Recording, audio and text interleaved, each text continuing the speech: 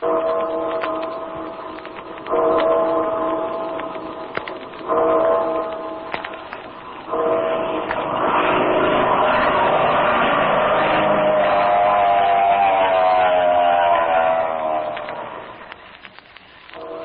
Skelly Oil Company presents Captain Midnight.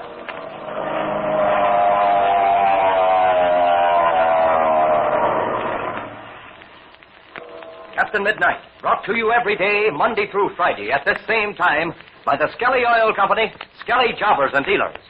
Skelly, as you know, was the originator of tailor-made gasoline.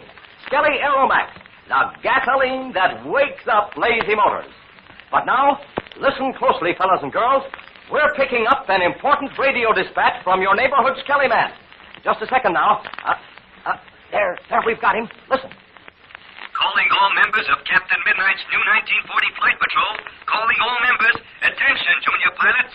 Cold weather ahead. Ask the chief pilot of your family car if he's made the change to winter oil. Don't delay. Head your ship for nearest Skelly landing field and change over to Taggaline winter oil. Your neighborhood Skelly man, signing off. Well, that is an important message, because there's no use talking. It means a lot to have your family car prepared for colder weather. And changing to winter oil may save Dad lots of trouble and expense later. Tell him to remember this, that it's cheaper to prepare than to repair. So there's a real special assignment for all you junior pilots. Let's see if we have those orders straight now, okay? First, ask Dad tonight, without delay, if he's made the change to winter oil. Because if he hasn't, he's not only liable to have trouble starting some of these frosty mornings, but he's also liable to damage the motor. Because slow-running summer oil just doesn't get up into that motor fast enough to lubricate it properly. What you want to tell Dad to use is fast-flowing Taggaline, a winter oil that's tailor-made for easy starting and instant free-flowing lubrication in colder weather. So chart the course of your family car to your Skelly service station. Be sure you know the way so you can show Dad just how to get there. Remember, cold weather ahead is warning enough for the smart young friends of Captain Midnight. They know it's smart to be prepared for frosty mornings with Skelly Taggaline winter oil and free-flowing, easy-starting motor oil that's tailor-made for colder weather. And now to Captain Midnight. Yesterday, you remember, about 15 of Juan Perada's men came to help Captain Midnight and Chuck in their efforts to move the plane which has sunk into the muck of the dried lake bed on which it landed. Senor Perada and his men approached with a long rope to be attached to the plane. Suddenly, an ominous drone is heard in the sky, and the next instant, the nose of a black ship appears over a nearby ridge and dives down toward the surface of the dried lake. Captain Midnight cries to Chuck they must run for their lives. Here they are. Listen as Chuck gasps. We can't make it, Red. He's too close. You're right, Chuck. We can't. Quick, throw yourself on the ground. Okay, Red. You too. Flatten out, Chuck. Flatten out. Get right down into the ground if you can. I'm making myself as small as I Don't can. hunch up like that. Flatten yourself out. There, that's right. Look out. He's going to hit us. No, he won't. No, he won't. See, he's pulling up. That's funny. He didn't fire at us. No. He didn't drop a bomb either. At least it hasn't exploded yet. He's zooming up. What do we do now? Well, listen. We're going to make for that shore. Come on now, as quick as your legs will carry you. Okay, Red. Let's go. All right, come on. Thank heavens Perada and his men got to the shore. This dried lake bed sure fooled all of us. They weren't out as far as we were. No, they got to the shore in a hurry. Oh, look. They dropped their rope. See, it's right ahead of us. Yes, I do. All right, now we'll grab it as we go by. I don't want this pilot to see it. He might get an idea of what we intended to do. Oh, here it is. I'll grab one end. That's it. I'll grab the other. Okay. Go, come on. Hurry, hurry. Gee, I wish I could run faster. I think we'll make it all right. A little bit more and we'll be safe. That black ship seems to be flying away. No, he isn't. He's turning and coming back. Huh? Yes, you're right, he is. Well, just a few steps more. Come on, up this bank and under that tree, quick. Now, we're almost there. All right, quick, Chuck, quick. Throw yourself behind that tree. He's got a perfect shot at us.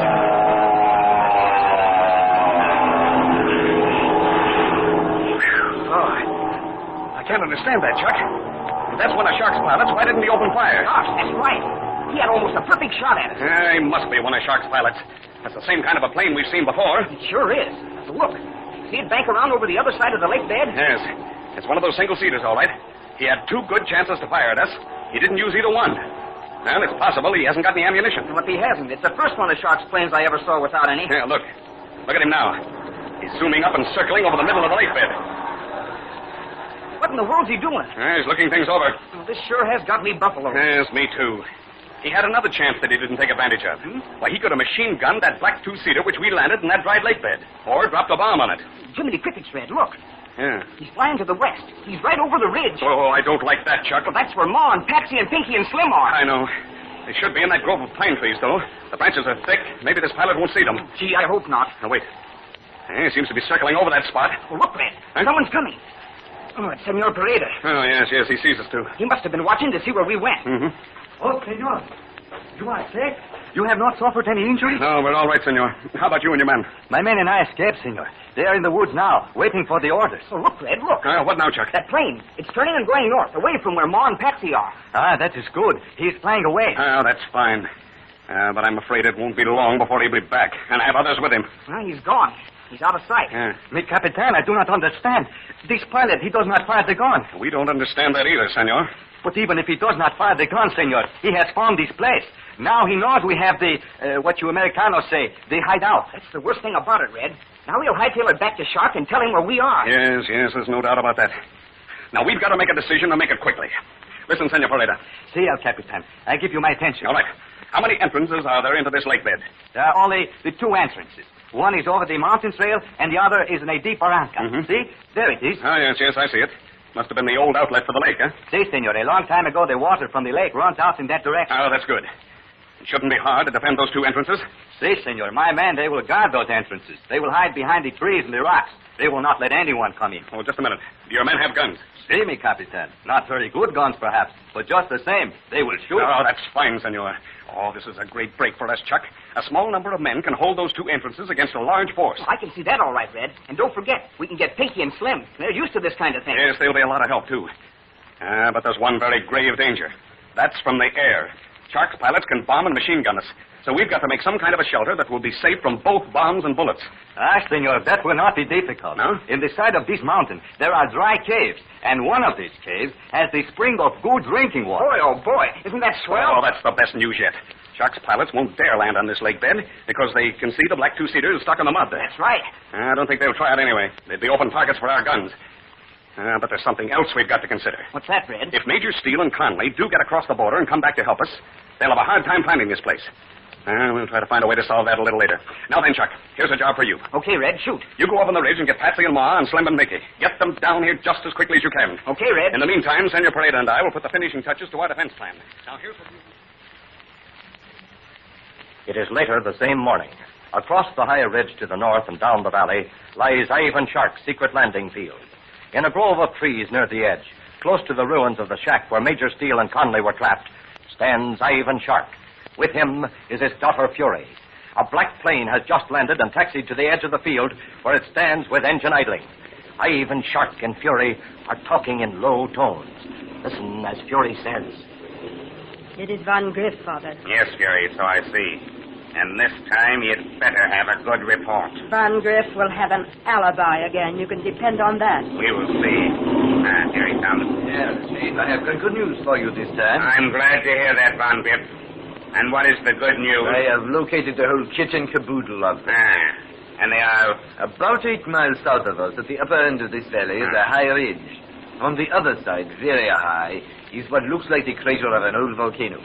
At one time, there must have been a lake there. And why are you telling me all these interesting geographical facts, Van Griff? Listen, Chief, you do not have to get sarcastic with me. I have found the whole crowd. They are hiding up there. Who is hiding up there? The whole bunch. I saw Captain Midnight and Chuck Ramsey and that Perada fella, the one who got away from you. Well, Van Griff, this is very interesting. Continue, please. Not only that, but on a ridge above the lake, there are some more people. I think it must be she whom you call Maud Donovan, and her daughter and those two prospectors. So they've all gathered there together. That is right. And that black two-seater they stole from us, it is out on the lake bed, stuck in the mud. I saw Captain Midnight and Chuck Ramsey were looking at it. Indeed, Van Griff. So they were looking at it. They certainly were. I guess they were trying to figure out how to get it out. Van Griff, Are Captain Midnight and Chuck Ramsey still alive? Why, of course. You mean to tell me, Von Griff, that my two greatest enemies were out in the middle of a dry lake bed when you dove upon them, and they are still alive? That you didn't... But listen, Chief, I thought the big thing was to let you know where they were. Ah, such nonsense. In one instant, you could have destroyed them. Why did you not do it, Von Griff? I am telling you, Chief, I thought you would want to know where they were. I thought you'd want me to come back and report to you first. Go, Von Griff. Go quickly before my wrath gets the better of me. What do you want me to do? Fly down to headquarters at once and bring back every available pilot and plane. Go quickly while you still can. Okay, Chief. Didn't I tell you, Father, that Von Griff has something up his sleeve? He's playing some kind of a game, I tell you. Perhaps that is so, Fury. But you know my motto.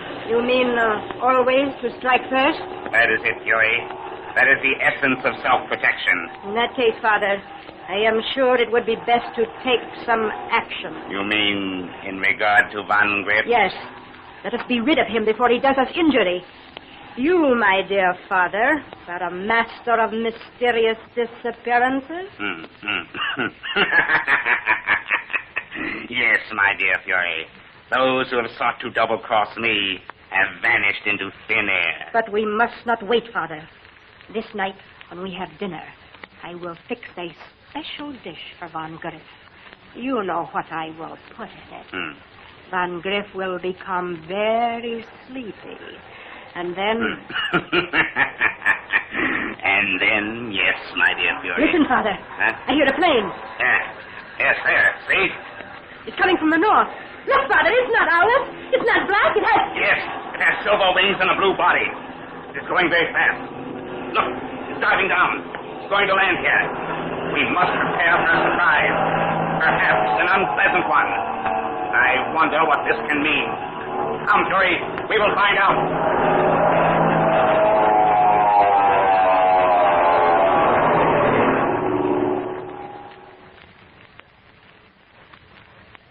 Well, it doesn't look very good for the pilot, Von Griff. Can it be true that he is double-crossing Ivan Shark? And who can this new arrival be? A strange plane with silver wings and a blue body. Ivan Shark will certainly make immediate plans for the capture of Captain Midnight and his friends. What will those plans be? Tune in tomorrow to Captain Midnight. Now, remember that message from your neighborhood Skelly man. It was a friendly warning to all you fellas and girls who are acting as junior pilots of your family car. He warned you that with cold weather ahead, it's time to change over to free-flowing, easy-starting Tagoline. Now, winter oil that's tailor-made for colder weather. So, hop into the junior pilot seat there beside Dad and lead the way to your Skelly service station. Have your car made ready for the snappy weather that's ahead. Just be sure you get genuine Skelly Tagoline winter motor oil. Also, if you haven't yet joined the new 1940 Flight Patrol, there's your chance. Your Skelly man will sign you up and send right in for your secret medal of membership with the 3-blade spinning propeller and the mysterious secret password. Now, don't forget to tune in again tomorrow, same time, same station, for further transcribed adventures of Captain Midnight, brought to you by the Skelly Oil Company, Skelly Jobbers and Dealers. Is this new arrival a friend or an enemy? Where are Major Steele and Bud Conley? And what will Captain Midnight do next? Be sure to listen tomorrow. Until then, this is Don Gordon, your Skelly man, saying goodbye and happy landing!